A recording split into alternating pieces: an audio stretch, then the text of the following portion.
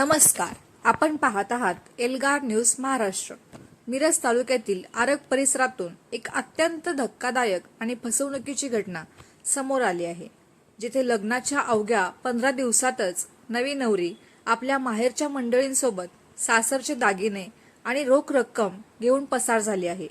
या प्रकरणी फसवणूक झाल्याचे लक्षात येताच वरपित्याने मिरज ग्रामीण पोलिसात धाव घेऊन तक्रार दाखल केली आहे.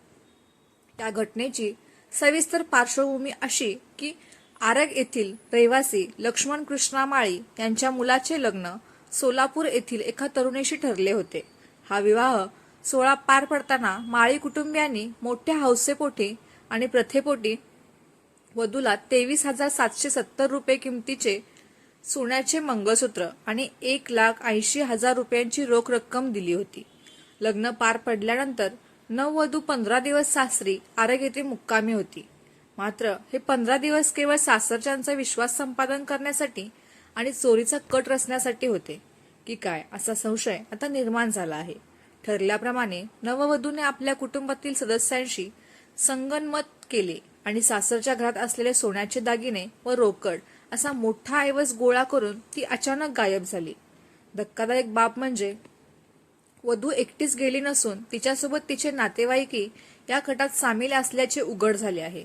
हे सर्वजण पंढरपूरच्या दिशेने निघून गेल्याची माहिती फिर्यादीत देण्यात आली आहे.